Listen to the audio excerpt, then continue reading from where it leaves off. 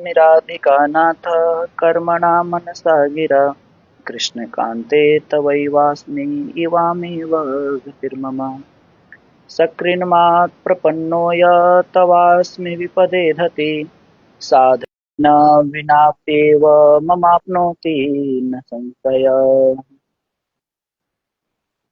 श्रीमद्हंससमारम्भां सनकादिकमध्यमाम् अस्मदाचार्यपर्यन्तां वन्दे गुरुपरम्परा। भक्त भक्ति भगवंत गुरु चतुर नाम बपुएक इनके पद वंदन किए नासै विघ्न अनेक। प्रेम से बोले श्री ठाकुर प्यारी लाल की जय, लाडली लाल की जय, श्यामा श्याम की जय, वृंदावन धाम की जय, बाके बिहारी लाल की जय, राधा वल्लभ लाल की जय, राधा रमन लाल जी महाराज की जय, श्री अग्रदेवाचार्य जी महाराज की जय, श्री प्रियादास जी महाराज की जय, श्री नाभादास जी महाराज की जय, भक्तमाल ग्रंथ की जय, सबरी माता की जय, समस्त संत वैष्णव भक्त वृंद की जय। जय जय श्री राधे श्याम।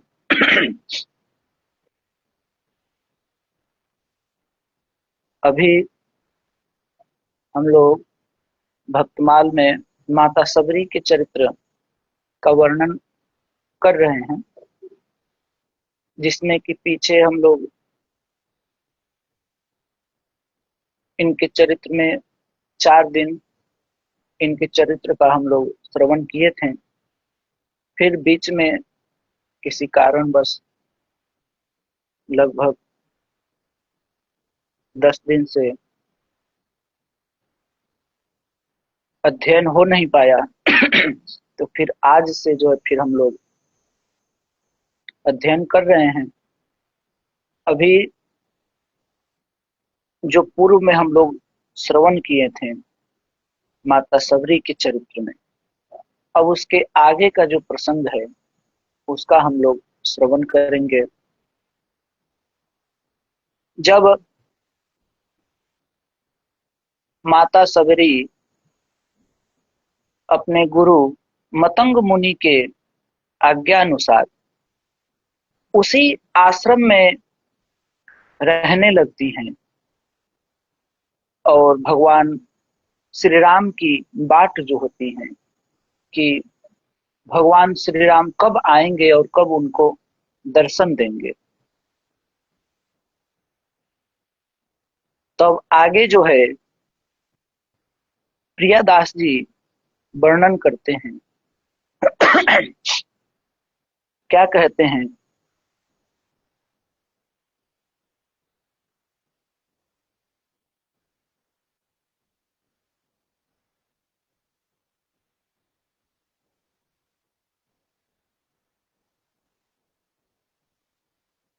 कहते हैं, पूछी पूछी आई तहाँ सबरी स्थान जहाँ, कहाँ वह भागवती देखो दृग प्यासे हैं। आई आए गई आश्रम में जानी के पधारे आप, दूर ही ते सष्टांग करी चख सष्टांग करी चख भासे हैं। रव की उठाए लई भी था तनु दूर गई, नई नीर झरी नैन परे प्रेम पासे हैं। बैठे सुख पाई फल खाई के सराहे हुई, कहो कहा कहो मेरो मग दुख नासे हैं। जब प्रभु श्री राम माता सबरी के पास जब आते हैं तो कैसे आते हैं? तो कहते हैं, पूछी पूछी आए तहाँ सबर स्थान जा। भगवान राम जो हैं वनवासी जो हैं, वन के जो लोग हैं और जो संत महात्मा ऋषि मुनि हैं, उन लोगों से पूछते पूछते जो है वो माता सबरी के पास आते हैं। तो क्या भगवान श्री राम यदि किसी एक संत से पूछ लिए तो क्या वो नहीं आ सकते? कि बार बार वनों में जो है, वन के जो ऋषि मुनि हैं या जो कोल भील हैं, उनके उनसे पूछ पूछ कर और वो आश्रम का पता बार बार पूछ कर आ रहे हैं। तो ये बार बार इसीलिए पूछ रहे हैं भगवान, क्योंकि प्रभु जो हैं वो सबरी के प्रति अपने प्रेम का प्रचार किया, ताकि अन्य ऋषि मुनि या अन्य लोग ये समझें कि ये कितना सबरी से प्रेम करते हैं, अपने भक्त से कितना प्रेम करते हैं, उनके दर्शन के लिए कितने ललायित हैं। इसलिए जो है ये बार बार पूछते हैं ताकि सभी लोगों को जानने के लिए बार बार पूछा, ताकि सभी लोग जाने। अन्यथा एक बार ही पूछकर वो सीधे चले आते हैं। इसीलिए प्रियदास जी कहते हैं, पूछी पूछी आए तहां सबरी स्थान जा। फिर कहते हैं, कहाँ वह भागवती देखो त्रिगो प्यास। कहाँ है वो भाग्यशालिनी, वो भाग्यवती हरि भक्ता कहाँ है? देखो दृग प्यास। कहते हैं कि मेरे नेत्र जो हैं उसके दर्शन रूपी सुधा के प्यासे हैं। भगवान राम कहते हैं, जब वहां उनके आश्रम पे आते हैं सबरी के, तो वहां जो अन्य ऋषि महर्षि उनसे पूछते हैं कि वो भाग्यशालिनी जो हरि भक्ता सबरी हैं वो कहाँ हैं? उनके दर्शन के लिए मेरे नेत्र जो हैं, उनके दर्शन रूपी सुधा के लिए जो है प्यासे हैं मेरे नेत्र। तो वही कहते हैं, कहाँ वह भागवती देखो दृग प्यासे। जैसे भक्त कहते हैं, अखिया हरि दर्शन की प्यासे।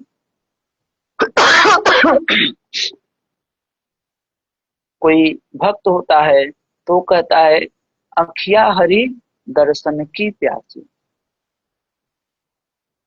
दर्शन त्रिपित न आज लगी प्रेम पियास में। जैसे भक्त भगवान के दर्शन के लिए हमेशा ललायित रहता है।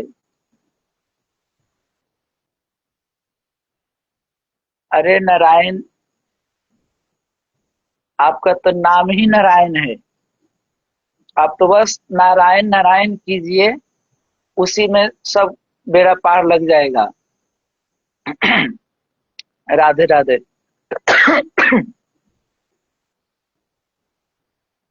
तो भगवान कहते हैं कि वो जो हरि भक्ता है, वो जो भाग्यशालिनी हरि भक्ता जो सबरी है, वो कहाँ है? मेरे नेत्र जो है उनके दर्शन रूपी सुधा के प्यासे। तो जैसे भक्त भगवान के दर्शन के लिए ललायित रहता है, अखिया हरि दर्शन की प्यासी, अथवा दर्शन तृपित न आज लगी प्रेम प्यासे में। तो जैसे भक्त भगवान के दर्शन के लिए ललायित रहते हैं, वैसे ही भगवान भी अपने भक्त के दर्शन के लिए प्यासे।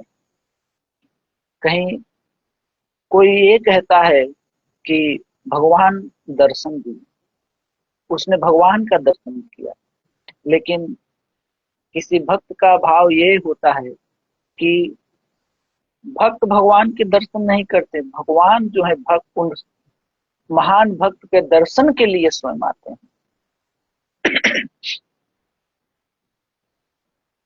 जैसे भक्त के हृदय में भगवत दर्शन की उत्कंठा होती है, वैसे ही भगवान के हृदय में भी भक्त के दर्शन की उत्कंठा होती है। इसीलिए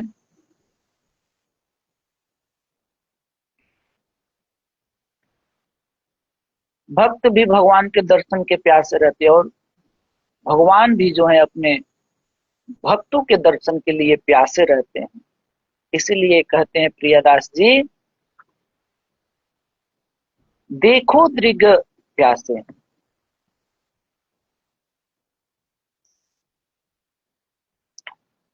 इसलिए भागवत जी में कहा गया है,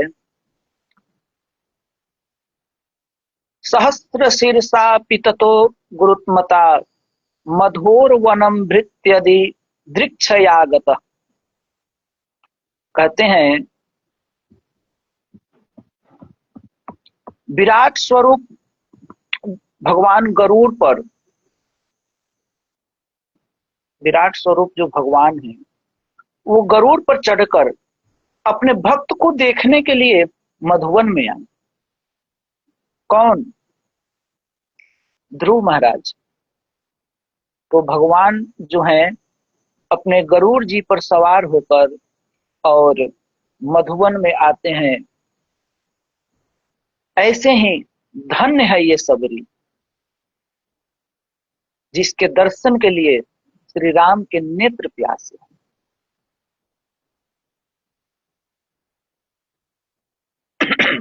और उनके दर्शन के लिए तरस रहे हैं भगवान राम। दुर्लभ भक्त अनन्यति प्रेमी अरु निष्काम नर वपुरे को कहाँ मिले तरसत राजा राम।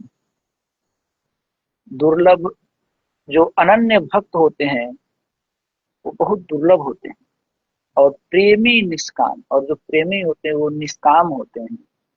माता सबरी जो अनन्य भक्त भी हैं और प्रेमी भी हैं, तो ये बहुत दुर्लभ है। इसीलिए नर वपुरे को कहाँ मिले, नर वपु जो धारण किए हैं इस ऐसी कहाँ मिलेंगे तरसत राजा राम।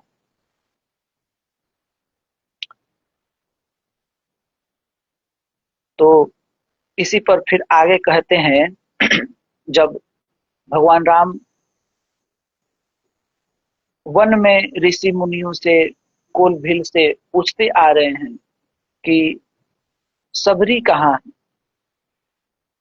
और इसीलिए पूछते आ रहे हैं, बार बार सबसे पूछते हैं ताकि सब लोग जाने कि ये सबरी के दर्शन के लिए कितने ललायत हैं। और जब आते हैं उनके आश्रम पे तो क्या कहते हैं, कहाँ वह भागवती देखे दृग, देखो दृग प्यास। वो भाग्यशालिनी, वो हरि भक्ता जो है वो कहाँ है, उसके दर्शन के लिए मेरे नयन प्यासे हैं। फिर आगे प्रियदास जी कहते हैं आए गई आश्रम में जाने के पधारे आप। आए गई आश्रम में जाने के पधारे आप। जब माता सबरी ये जाने की भगवान राम मेरे आश्रम में पधारे, यह जानकर सबरी जी भी आश्रम की ओर दौड़ी और दूर ही ते सष्टांग करी चस भाषे, चख भाषे। और कहते हैं और आश्रम की दौड़ी और दूर से जहां से प्रभु को देखा वहीं से जो है सप्रेम सष्टांग दंडवत प्रणाम किया।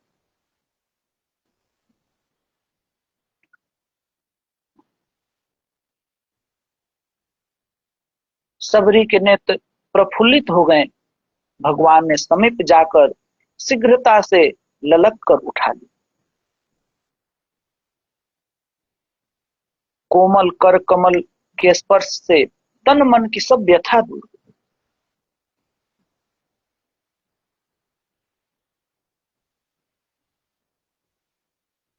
तो यहाँ जब भगवान श्री राम, जब माता सबरी उनको साष्टांग करती हैं और भगवान राम जब माता सबरी को जब उठाते हैं और उन भगवान के कोमल कोमल जो हाथ हैं उसके स्पर्श से माता सबरी की तन मन की सब व्यथा जो है दूर हो गई। व्यथा क्या थी?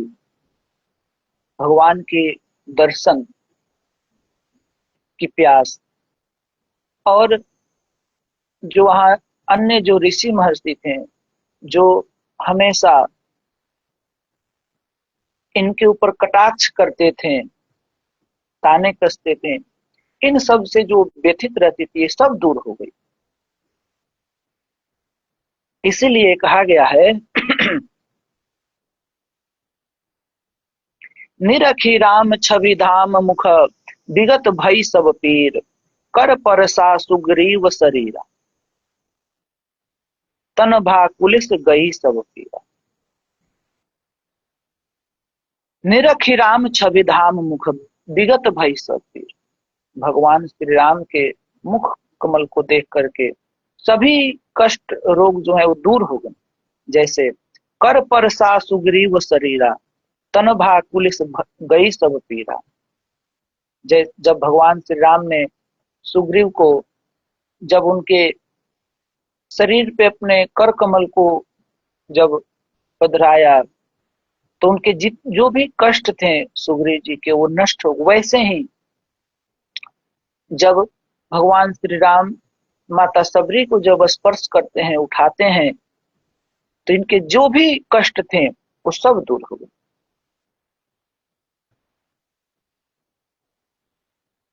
फिर आगे कहते हैं रव की उठाई लय विथत तनु दूर गई, जब भगवान उनको उठा लेते हैं ललक करके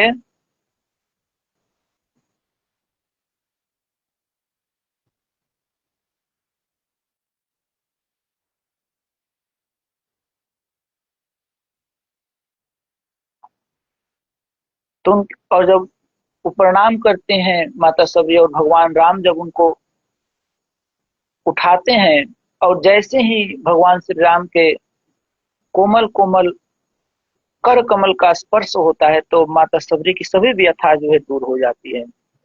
और उसके बाद नई निर्झरी नयन परे प्रेम पाते, और उसके बाद जो है जैसे जब भगवान चित्रकूट में जब भगवान ने श्री वशिष्ठ जी को प्रणाम किया था तो मुनि ने भी दौड़कर हृदय से लगाया था। गुरु ही देखी सानुज अनुरागे दंड प्रणाम करण प्रभु लागे मुनि वरधाई लिए उड़लाए। जैसे जब भगवान राम चित्रकूट में वशिष्ठ मुनि को प्रणाम कर दंडवत प्रणाम करते हैं और मुनि जो हैं दौड़ करके उनको गले लगाते, वैसे ही जब भगवान राम आते हैं तो उनको देख करके माता सबरी दूर से ही उनको जो है साष्टांग प्रणाम करती हैं और भगवान राम उनको उठाते हैं और उसके बाद उनके नेत्र से जो है नई निर्झरी नयन प्रेम पर प्रेम पास, और जब भगवान राम उठाते हैं उनको तो उसके बाद क्या होता है तो नेत्रों से आनंद की आंसू की झड़ी लग गई। माता सबरी के नेत्र से आनंद के आंसू की झड़ी लग गई, प्रेम के पासे भाग्यवश अनुकूल पड़ गए।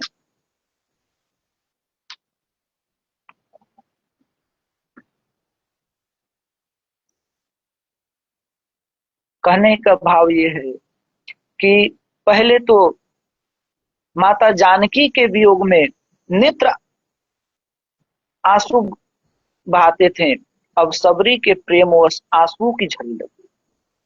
माता सबरी को भी और प्रभु श्री राम को भी। यह सबरी के पक्ष में भी लगता है क्योंकि सबरी के भी नेत्रों से प्रथम वियोग दुख के कारण अश्रुधारा चली थी, अब संयोग के कारण दुख और सुख दोनों ही दशाओं में अश्रु पुलक आदि होते हैं।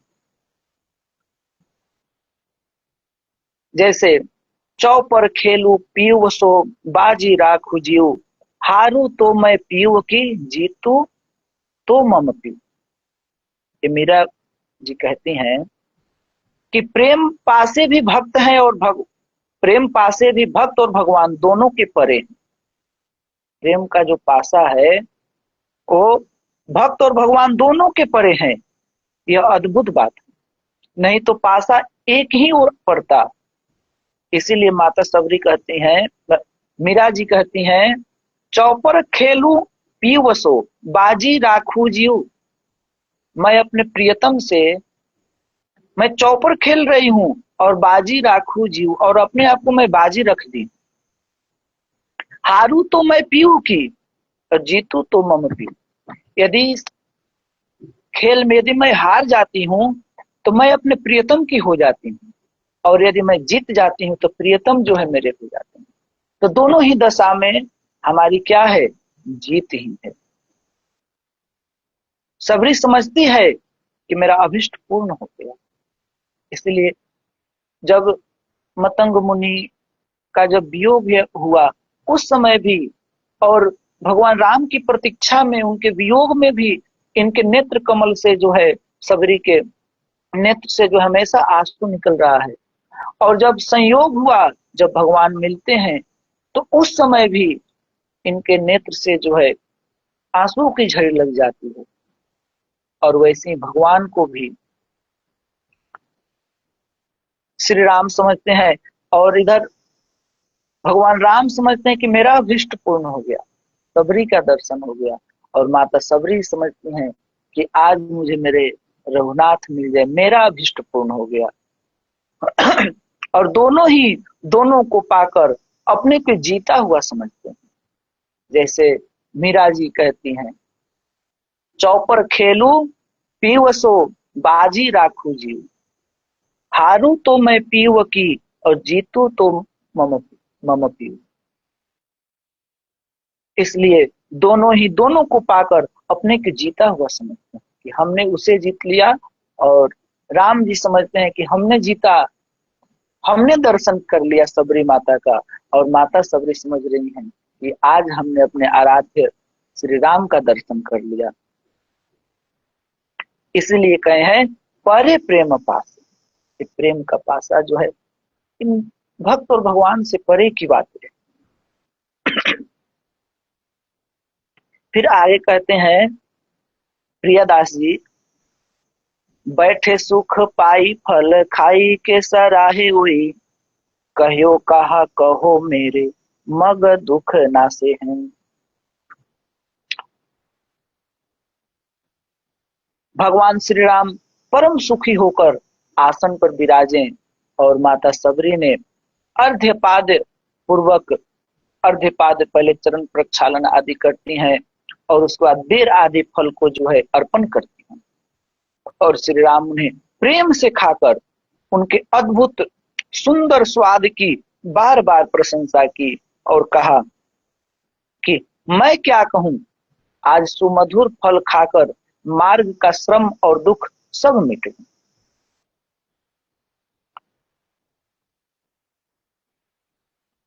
रामचरितमानस में कहा गया है, सबरी देखी राम गृह आए, मुनि के वचन समुझी जिय भाए, सर सिज लोचन बाहु विशाला, जटा मुकुट सिर उर बनमाला, श्याम गौर सुंदर दो भाई, सबरी परी चरण लपटाई, प्रेम मगन मुख बचन न आवा, पुन पुनि पद सरोज सिर नावा, सादर जल ले चरण पखारे, पुनि सुंदर आसन बैठा, कंद मूल फल सुरसयति, दिए राम कहु आन, प्रेम सहित प्रभु खाए, बारंबार बखान।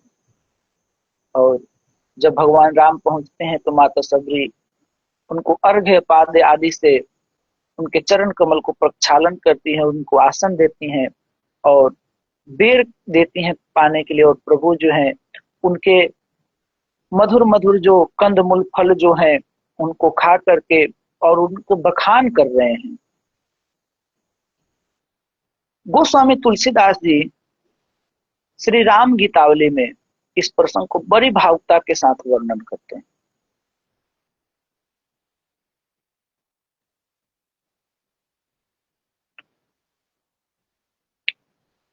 रघुनाथ जी कहते हैं,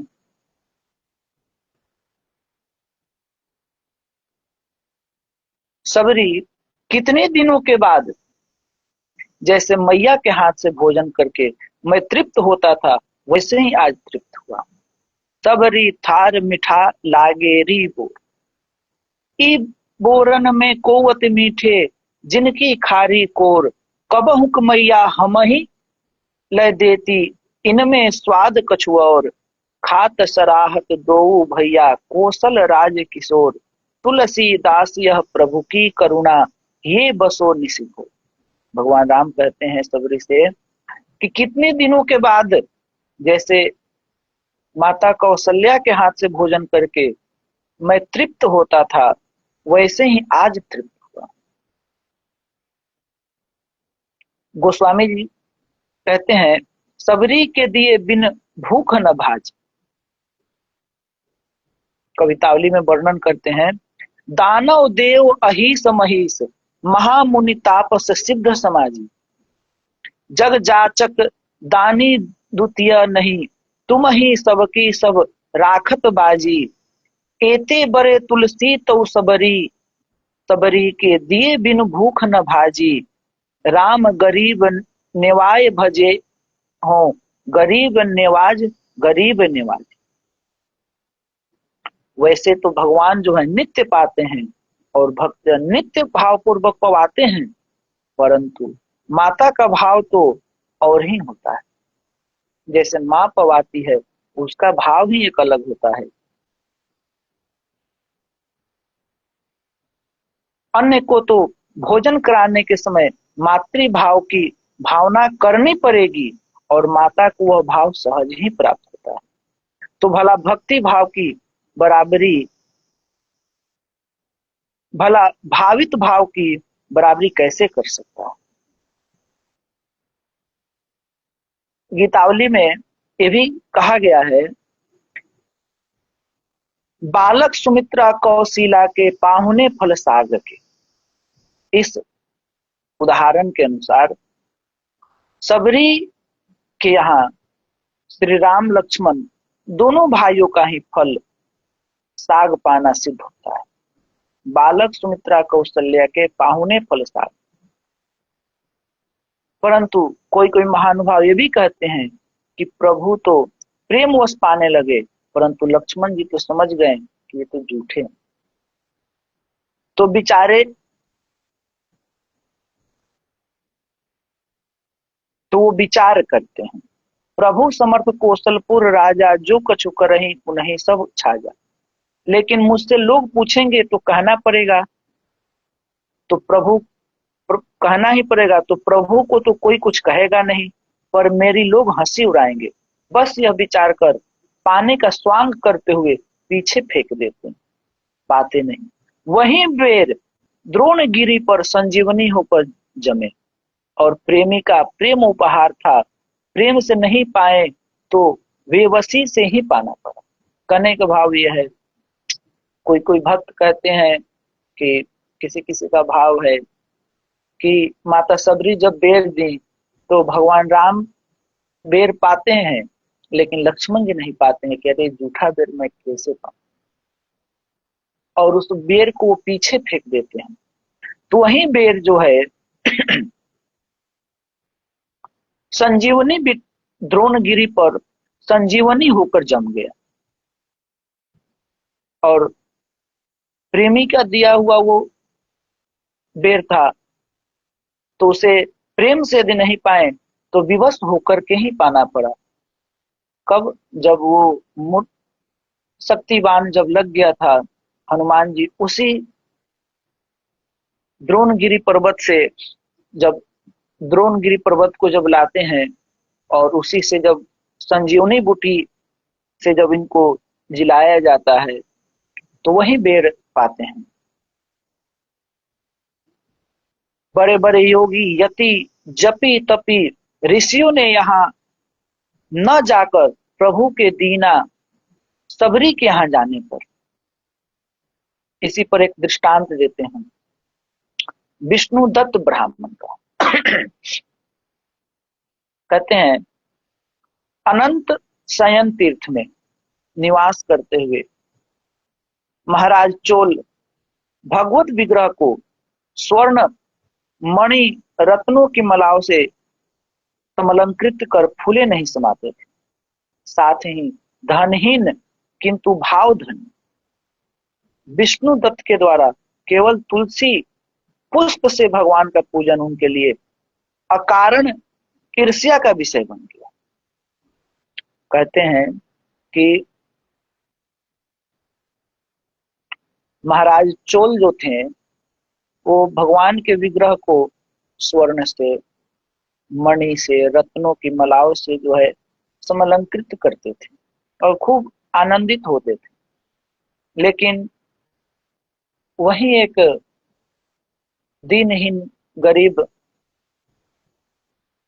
विष्णु दत्त थे, वो धनहीन थे लेकिन भाव से वो धनी थे। और वो विष्णु दत्त जी जो हैं केवल तुलसी और पुष्प से ही भगवान का पूजन करते थे और भगवान पर प्रसन्न रहते थे, जिसके कारण वो जो राजा चोल जो थे उनकी बिना किसी कारण के ही उनसे ईर्ष्या करते थे। एक दिन धन के मद में मदमाते राजा ने ब्राह्मण का तिरस्कार करते हुए कहा कि आप तुलसी पुष्प चढ़ाकर भगवान के वस्त्राभूषणों की शोभा नष्ट करते हैं, यह उचित नहीं। वो राजा बोलते हैं। तो विष्णुदत्त ने शास्त्रोक्त प्रमाणों से कहा, पत्रम पुष्पम फलम तोयम। बोलते हैं कि जब तुलसी पुष्प की स्वर्ण मणियों से अधिक महत्ता प्रतिपादित की तो राजा खींच उठे। जब विष्णुदत्त जब बोलते हैं कि स्वर्ण मणियों से भी अधिक महिमा तुलसी की गाई गई है, ये सबसे उत्तम है, तो राजा जो है गुस्सा हो गया और बोले कि यदि ऐसी बात है तो मैं देखूं भगवान तुमको पहले मिलते हैं या मुझे। इस प्रकार एक गरीब ब्राह्मण को चुनौती देकर राजा तो मुदगल ऋषि के आचार्यत्व में विष्णु यज्ञ करने लगा। इधर ब्राह्मण ने पास सिवा तुलसी पुष्प के थे और था ही क्या, हाँ, भाव था। इनके पास तुलसी के सिवा, तुलसी के अलावा, तुलसी पुष्प के अलावा कुछ नहीं था, लेकिन भाव था, प्रेम था। उसने भाववश भगवान को भाव से ही प्रसन्न करने की ठान ली कि मैं इसी से ही भगवान को प्रसन्न करूंगा। वे सारा समय, विष्णुदत्त जी सारा समय भगवत स्मरण में व्यतीत करते हुए पत्र पुष्प अर्पण करने लगे और भगवत आराधन करने लगे। दिन में एक बार भोजन बनाते और पाते। एक बार ऐसा हुआ कि 7 दिन तक लगातार भोजन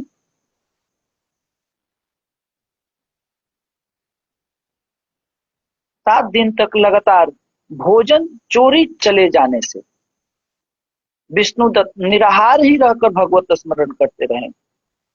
8वें दिन देखे कि एक दुबला पतला चंडाल भोजन लेकर भागा जा रहा, तो पीछे से घृत लेकर गए। तो विष्णुदत्त इतनी निष्ठा है उनकी।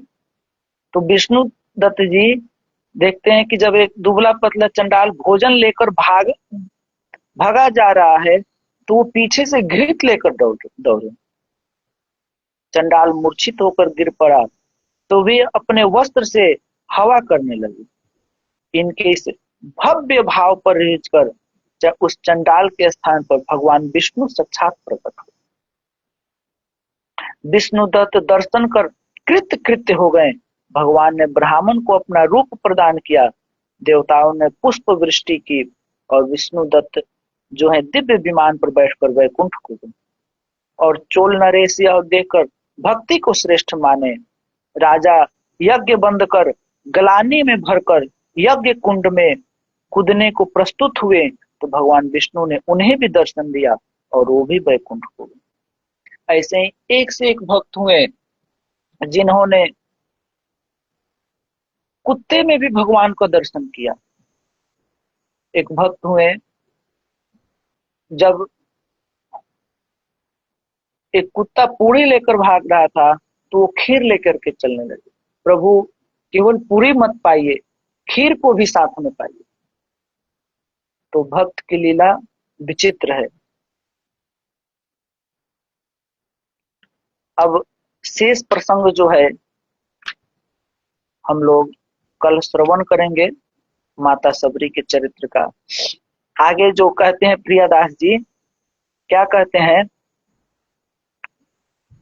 करत है सोच सब ऋषि, करत है सोच सब ऋषि बैठे आश्रम में, जल को बिगाड़ सो सुधार कैसे कीजिए। आवत सुने हैं वन पथ रघुनाथ कहूँ, आवे जब कहे या को भेद कही दीजिए। इतने ही माझ सोने सबरी के बिराजे आने, गयो अभिमान चलो पग गही लीजिए। आए खून साए कही नीर को उपाय कहो, गहो पग भिलनी के छुए स्वच्छ भीजिए। अब ये जो प्रसंग यहाँ पे कह रहे हैं बहुत सुंदर प्रसंग है। इसका कल हम लोग विस्तार से इसके भाव को श्रवण करेंगे। संक्षेप में थोड़ा सा इस पद का अवलोकन कर लें। यहाँ जो कह रहे हैं, जब भगवान श्री राम जब माता सबरी के कुटिया पर आते हैं और पास में ही और अनेक और भी ऋषि मुनि थे, तो उन लोग को जब मालूम चला